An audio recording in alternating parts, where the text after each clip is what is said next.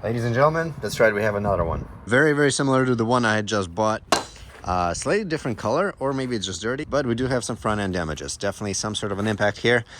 Nothing too bad, but it is there. And the fun thing is that I'm currently 3 hours away from home, so we're gonna have to drive this thing back and try and make this as drivable as physically possible. These tires are, my God. And supposedly mechanically we should be perfect.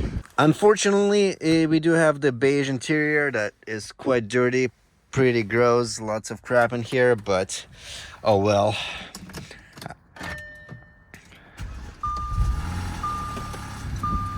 All right, there is a little bit of a timing chain rattle, but nothing abnormal.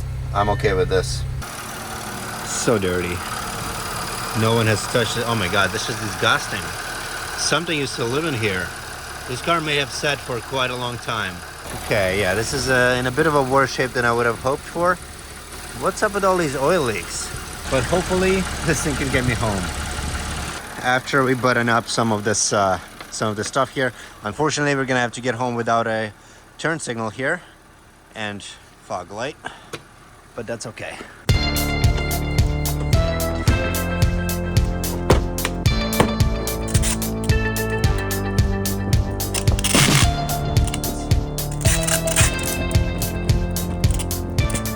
Look what I found in the trunk.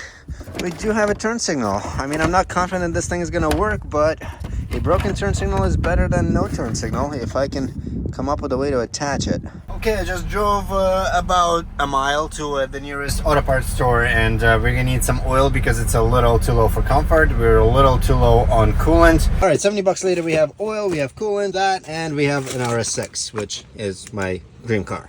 Hopefully you'll get to see one of these on my channel eventually, so make sure to subscribe to catch that.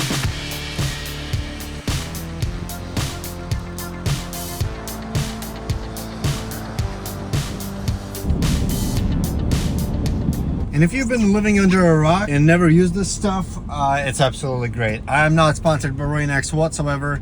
I literally got so used to this product, I can't live without it. It really, really improves your visibility when it's raining. Just makes the water bead off much nicer. I use this stuff on my front mirrors and windows. Speaking of mirrors, I have no idea what happened to this thing. I mean, they broke the windshield when removing this. It is very wobbly, so I don't even want to reinstall it because it's just gonna make a bunch of noise. All right, I guess let's drive 150 miles home. Fingers crossed nothing goes wrong, and I will see you guys back at home. Something I've noticed is that normally with a full tank, one of these cars is supposed to get about 500 miles, and here we only have 300. So somebody was either absolutely sending it in this car before, or maybe something was just not running right. Perhaps somebody just redlined it for like 10 minutes straight or something. I have no idea, but definitely some dark history with this car. All right, so there goes our first issue. We got a random stability control fault as well as a TPMS fault at the same time. So I'm assuming some sort of a component like a wheel speed sensor is acting up. No idea what that could be caused by yet, but honestly, I've driven around for like an hour at this point and it's just now came up, so definitely nothing too significant. Chances are if I were to turn off the car and start it back up, this would go away. And we made it. Kind of cool to see these cars side by side. Wasn't a perfect drive, but it made it 3 hours, so it can't be too bad. All right, here she is.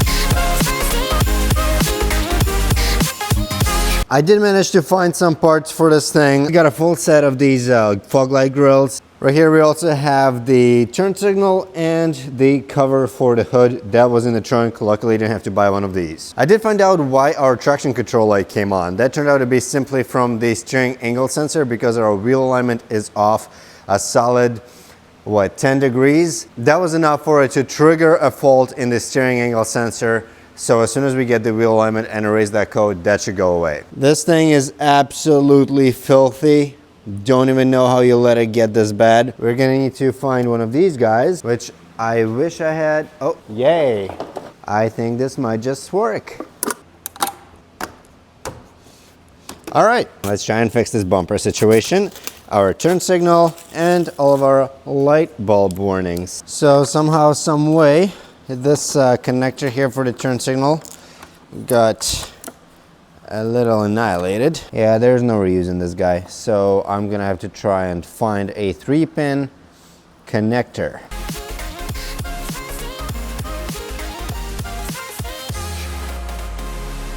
Perfect. Oh, well, I'm glad that I decided to take the bumper off. Yeah, gross and sad, and that's a first for me. That is a first for me. I'm assuming this guy is responsible for all this poop over here. This was this little valley between the supercharger and the valve cover was its bathroom. How did this even happen?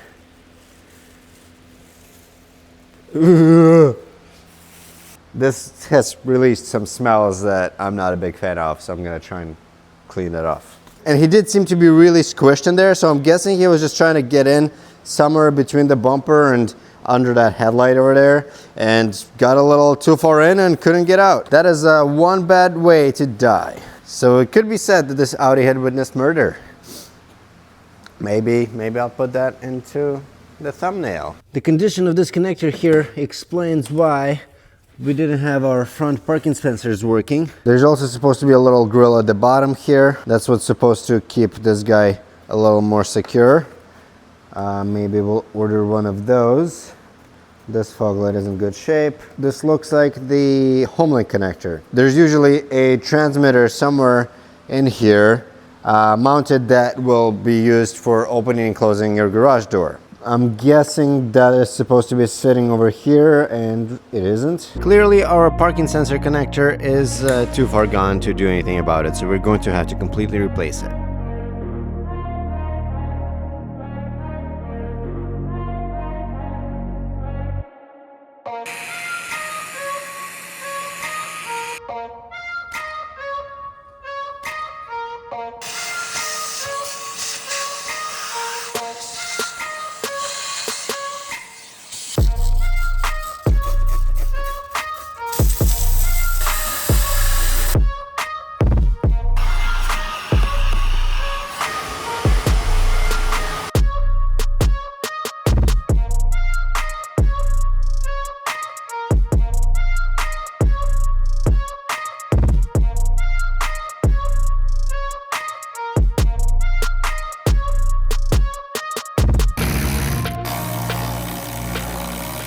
Okay, we've got the bumper and the fender liner all buckled in on both sides. I'm not gonna do the bottom ones yet because we are gonna be probably taking off this skid plate to check where our oil leaks are coming from and stuff like that. Let's check if our headlights work. All right, excellent.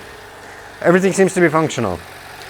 What about the parking sensors? It's blinking, so I'm guessing that's a no. All right, so next step is to take this car to a wheel alignment so that we get rid of our traction control issues, then replace the windshield. Somebody's coming in a few days to fix that. I would also like to get rid of this because it just looks worse. Oh, come on.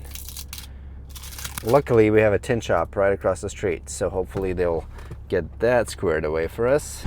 All right, we've got the alignment done. This thing is driving excellent, perfectly straight, a little bit of a shake, likely because of our tires being worn unevenly. That is to be changed soon. Between the oil filter being so easy to access and using the oil extractor to drain the oil, this is one of my favorite engines to ever do oil changes on because they're incredibly easy and simple. Unfortunately, these batteries are quite expensive. I think I paid just about 200 bucks for it. And they're also not the easiest to change, but it's also not as bad as everybody makes it out to be. We just have to pop off a couple of covers and use a triple square. Now with these two bolts removed, the entire seat should just tilt back. I think I was supposed to remove these covers first. I kind of forgot about that. And then our battery is hiding under here. This battery is from February of 2019, so it's 6 years old. Come on.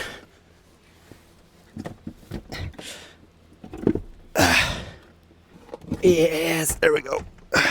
Okay, yeah, I won't lie. This was not a pleasant battery removal. Took me about 10 minutes, but could be worse, right? Next, I have to go to the junkyard because our vents look like this. Luckily, they are very easy to replace. We just pop them out and pop them back in after reconnecting the electrical connection. Just as I finished up with that, looks like we have a check engine light. Okay, something I did notice that this car does is leak oil profusely from the valve cover gasket. I mean, I knew that it had an oil leak, but now at least we know where it's coming from, and I think valve cover gaskets are pretty doable on this. There's only one way to find out.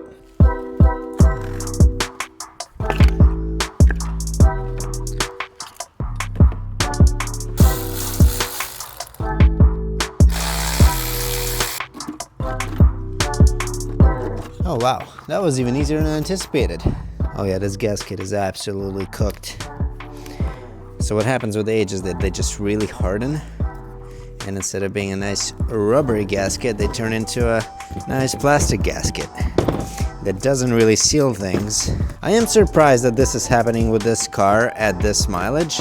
Usually these valve cover gaskets don't go bad at this mileage, but I don't know, maybe this car just sat for too long, or maybe had a lot of really short drives that didn't let it warm up all the way. Not sure what contributed to all the oil leaks on this, but something certainly did.